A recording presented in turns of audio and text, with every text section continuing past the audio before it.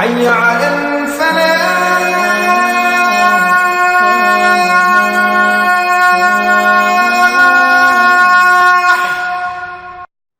بسم اللہ الرحمن الرحیم۔ ناظرین السلام علیکم ورحمۃ اللہ وبرکاتہ۔ میں ہوں آپ کا میزبان اویس خالد اور پروگرام حی الفلاح میں آپ کو خوش آمدید کہتا ہوں۔ کروڑہا شکر اس ذات باری تعالیٰ کا جو خالق شش جہات ہے، اور کروڑہا درود پاک آقا کریم صلی اللہ علیہ وآلہ وسلم پر جو وجہ تخلیق کائنات ہیں۔ ناظرین، آج ہم نماز کے مسائل پر مسافر کی نماز اور قصر نماز کے حوالے سے علامہ صاحب سے گفتگو کریں گے۔ پروگرام کا باقاعدہ آغاز کرنے سے پہلے میں اپنے مہمانان گرامی کا تعارف کراتا چلوں۔ میرے ساتھ اس وقت موجود ہیں حافظ محمد طلال رضا قادری صاحب، ان کے ساتھ موجود ہیں زینت القراء فخر القراء حضرت علامہ قاری محمد شہباز عطاری قادری صاحب، اور ان کے ساتھ موجود ہیں شہر اقبال سے خصوصی طور پر پروگرام میں شرکت کے لیے تشریف لائے نعت گو شاعر ہیں، نعت خواں بھی ہیں، تجمل حسین قادری صاحب۔ میں آپ تینوں مہمانان گرامی کو تہہ دل سے پروگرام میں خوش آمدید کہتا ہوں۔ ناظرین، پروگرام کا آغاز میں ہم تلاوت کلام پاک سنتے ہیں، آئیے اپنی سماعتوں کو حاضر کیجیے۔ اعوذ باللہ من الشیطان الرجیم، بسم اللہ الرحمن الرحیم، هو اللہ الذی لا الہ الا هو الملک القدوس السلام المؤمن المهيمن العزيز الجبار عزيز الجبار المتكبر سبحان الله عما يشركون هو الله الخالق البارئ المصور له الأسماء الحسنى يسبح له ما في السماوات والأرض وهو العزيز الحكيم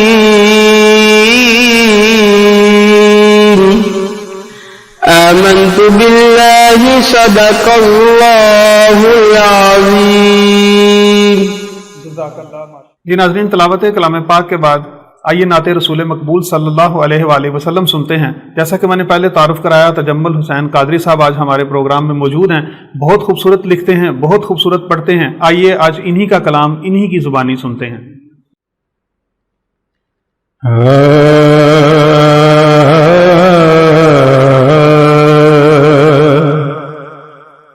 عطا مجھ کو ہوا یہ فن مہربانی محمد کی، عطا مجھ کو ہوا یہ فن مہربانی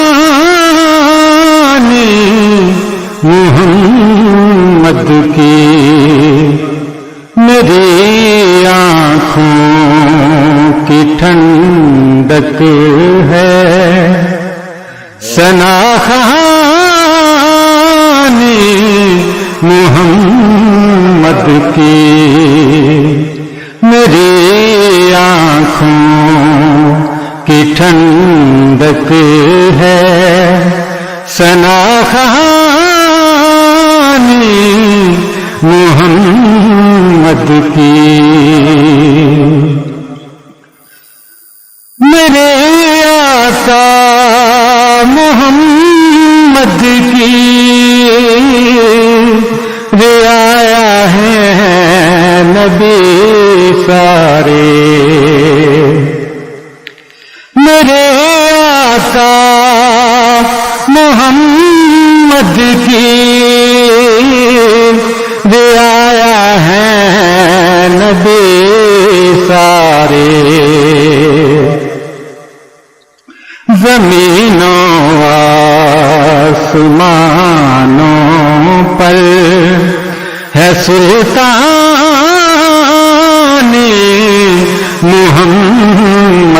کی زمینوں آسمانوں پر ہے سلطانی محمد کی. خدا نے آپ کے جیسا بنایا ہی نہیں کوئی. خدا نے آپ کے جیسا بنایا ہی نہیں کوئی. حسینوں دل نشیں سور ہے لاسانی محمد کی. حسینوں دل نشیں سور ہے لاسانی محمد کی. میری آنکھوں کی ٹھنڈک ہے ثنا خوانی محمد کی. اویس بھائی مکتا پیشے سے پتہ بنا کر اپنے ہاتھوں سے فدا ہے خود خدا جس پر. بنا کر اپنے ہاتھوں سے فدا ہے خود خدا جس پر. تجمل ہو نہ کیوں دنیا یہ دیوانی محمد کی. تجمل ہو نہ کیوں دنیا یہ دیوانی محمد کی. میری آنکھوں کی ٹھنڈک ہے ثنا خوانی محمد کی. جی ناظرین، ہم تجمل حسین قادری صاحب کے خوبصورت کلام سے انہی کی آواز میں مستفید ہو رہے تھے. آئیے اب علامہ صاحب سے گفتگو کا آغاز کرتے ہیں. تو علامہ صاحب، آج چونکہ ہمارا موضوع ہے مسافر کی نماز کے احکامات اور قصر نماز کے حوالے سے، تو میرا آپ سے آج کا پہلا سوال کہ قرآن پاک میں مسافر کی نماز کے حوالے سے کیا احکامات آئے ہیں؟ بسم اللہ الرحمن الرحیم. الصلاۃ والسلام علیکہ یا سیدی یا رسول اللہ وعلی آلک واصحابک یا سیدی یا حبیب اللہ.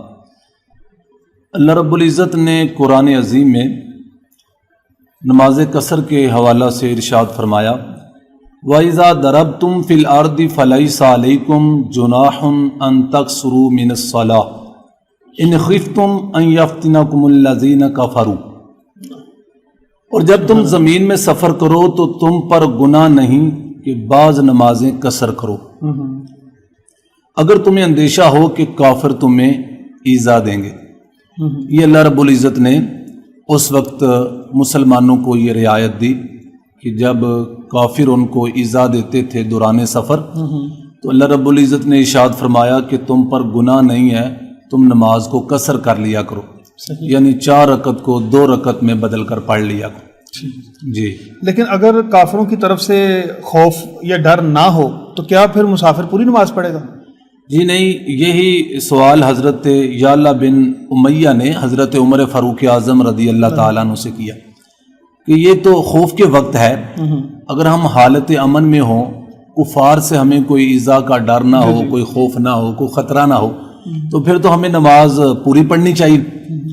تو حضرت عمر فاروق اعظم رضی اللہ تعالی عنہ نے فرمایا کہ یہی سوال میں نے آقا کریم صلی اللہ علیہ وسلم سے کیا، تو رسول گرامی قدر صلی اللہ علیہ وسلم نے ارشاد فرمایا کہ اللہ تبارک تعالیٰ نے یہ تمہارے لیے یہ اس کی اجازت دی ہے چاہے کفار کا ان کی طرف سے خوف کا مسئلہ ہو یا نہ ہو، تم حالت امن میں ہو یا حالت خوف میں ہو، تم نماز کو بہرحال قصر کرو، اس کی تمہیں اجازت ہے۔ ٹھیک، تو علامہ صاحب یہ بتائیں کہ اگر شرعی مسافر جی پوری نماز پڑھتا ہے تو پھر اس کے حوالے سے کیا کہیں گے آپ؟ بعض اوقات نا شریعت سے ناواقفیت کی وجہ سے، علم دین سے دوری کی وجہ سے، علماء کی مجالس سے دوری کی وجہ سے کئی بندے ایسے ہوتے ہیں وہ اپنی عقل کے پیمانے پر ہی کچھ کام کرتے ہیں اور بجائے ثواب کے وہ گناہ حاصل کرتے ہیں۔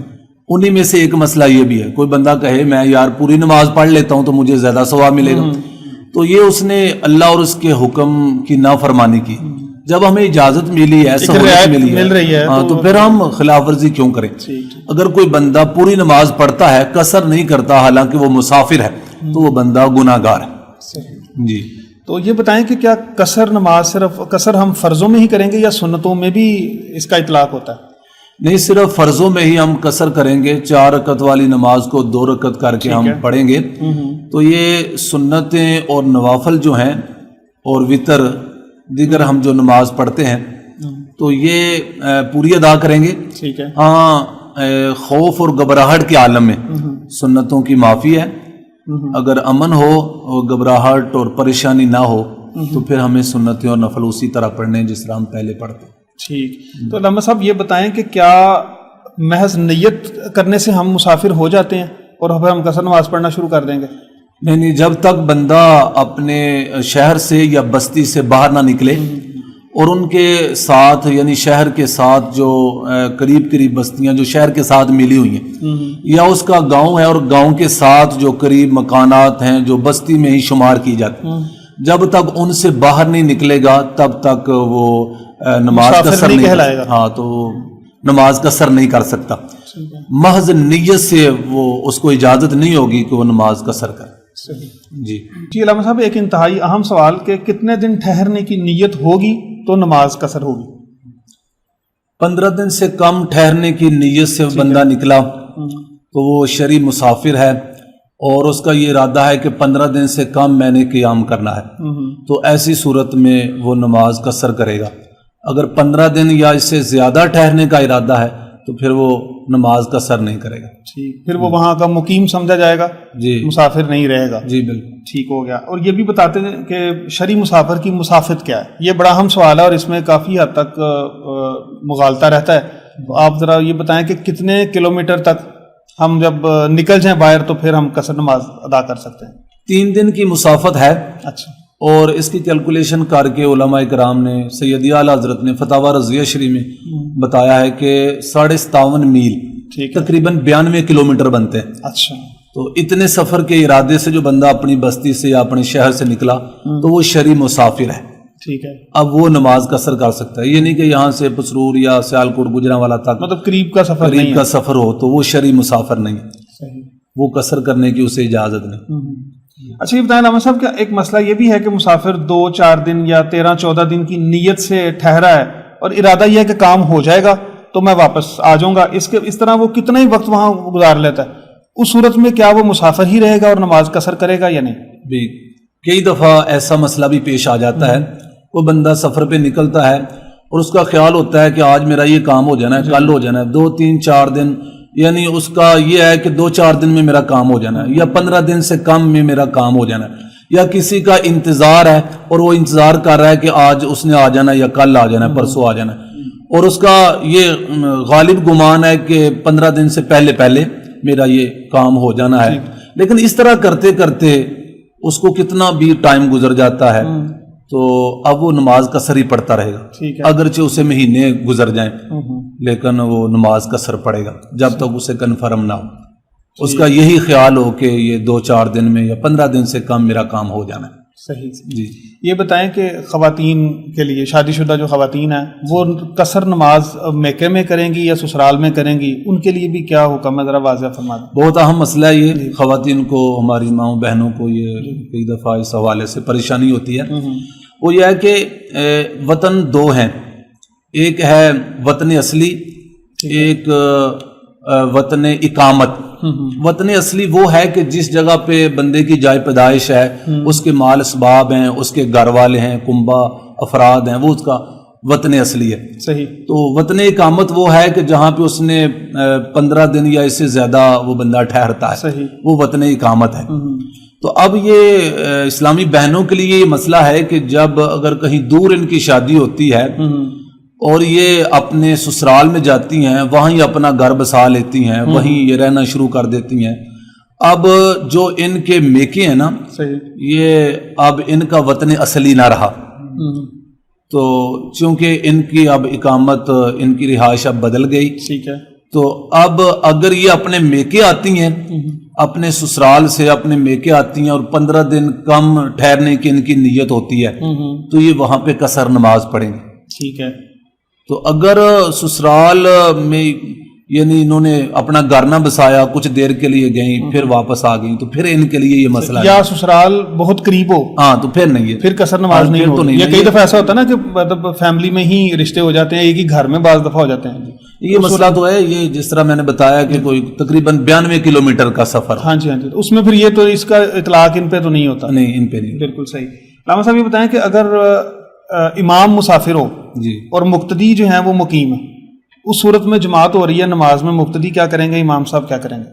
ابتدا کے مسائل میں سے یہ بھی مسئلہ ہے کہ جب امام مسافر ہو تو جماعت سے پہلے وہ بتا دے کہ میں مسافر ہوں, میں 2 رکعت پہ سلام پھیر دوں گا, اور جو مقیم ہے وہ اپنی نماز مکمل کرے. یہ مسافر پہلے بتائے گا. ٹھیک ہے. تو پھر جب جماعت قائم ہوگی, امام مسافر امام ہوگا, تو پھر وہ 2 رکعت پہ سلام پھیر دے گا. ٹھیک ہے. اور جو مقتدی ہیں, جو مقیم ہیں, وہ کھڑے ہو کر اپنی نماز مکمل کریں گے. صحیح. اور تیسری اور چوتھی رکعت میں سورہ فاتحہ پڑھنے کی مقدار, یعنی جو وقت لگتا ہے اتنے وقت میں وہ خاموش رہیں گے, وہ سورہ فاتحہ نہیں پڑھیں گے, بلند آواز سے نہیں پڑھیں گے, اور ویسے بغیر امام کے. اچھا, ویسے بھی وہ نہیں پڑھیں گے, اندازاً اتنا وقت کھڑا رہیں گے. اچھا. جتنا وقت ان کو سورہ فاتحہ پڑھنے میں لگتا ہے, تو اتنے اندازاً وقت میں کھڑے رہ کے وہ رکوع سجود کر لیں گے. بغیر امام کے نماز مکمل کریں گے؟ ہاں جی, بالکل امام. تو اگر وہ کافی تعداد میں ہیں پیچھے, تو پھر وہ آپس میں ان کی کوارڈینیشن کس طرح ہوگی, کہ رکوع میں کیسے جائیں گے سجدے, پھر یا اپنی اپنی نماز وہ پڑھ رہے ہوں گے؟ وہ دیکھیں نا کہ وہ جس طرح رکعتیں کسی کی رہ جاتی ہیں, جی تو وہ اپنی رکعتیں مکمل کریں. ٹھیک ہے. ٹھیک ہے. یعنی اس میں پھر ان کا آپس میں اکٹھے ہو کے پڑھنا جو ہے وہ ضروری نہیں ہے. جی, وہ جماعت میں کھڑے ہیں تو وہ اسی طرح سارے بالکل. ہاں, وہ آپ کا مطلب یہ ہے کہ وہ اکٹھے رکوع سجود نہیں کریں, یعنی ہم خاموش رہ کے میں بھی کھڑا ہوں, آپ بھی ساتھ کھڑے ہیں, وہ اپنے اپنے. تو اب یہ تو آپ کو نہیں پتا چلے گا میں رکوع میں کب جانے لگوں. جی بالکل. میں اس میں یہ نہیں کہ وہ اکٹھے رکوع میں جائیں یا اکٹھے, یعنی پھر وہ اپنی اپنی نماز مکمل کریں گے, لیکن وہ جماعت ہی متصور ہوگی. جی بالکل. علامہ صاحب یہ بتائیے گا کہ اگر مسافر نے 4 رکعتوں کی پڑھنے کی نیت کر لی ہے, لیکن اسے نماز کے دوران اچانک سے خیال آیا کہ اس نے تو قصر نماز پڑھنی ہے, اس صورتحال میں وہ کیا کرے گا؟ جی بالکل, وہ 2 رکعت پہ بیٹھا یا اسے نیت کر لی ہے, تو نماز شروع کر لی ہے, اسے یاد آیا, تو اب وہ 2 رکعت پڑھ کے وہ سلام پھیر دے. ٹھیک ہے. اس کی نماز درست ہے. اسی طرح اگر کوئی مقیم ہے تو اس نے یہ سمجھا کہ میں قصر نماز پڑھ رہا ہوں, تو اس نے وہ 4 کی نیت کر لی, تو اس نے یعنی 2 کی نیت کر لی, مسافر سمجھ کر 2 کی نیت کر لی, تو اب اس نے 4 پڑھ لی, تو اس کی بھی نماز درست ہے, کوئی اس میں مذاکرہ نہیں کر سکتا. ہم صاحب آج کویت سے ہمارے بھائی ہیں, دوست ہیں, میاں سہیل صاحب, انہوں نے ایک سوال بھیجا ہے کہ کچھ لوگ دمے کے مریض ہوتے ہیں اور وہ انہیلر استعمال کرتے ہیں, تو اس حوالے سے ذرا آپ رہنمائی فرما دیں کہ کیا روزے کی حالت میں وہ استعمال کرنا ٹھیک ہے یا غلط ہے, روزہ قائم رہتا ہے یا روزہ ٹوٹ جاتا ہے؟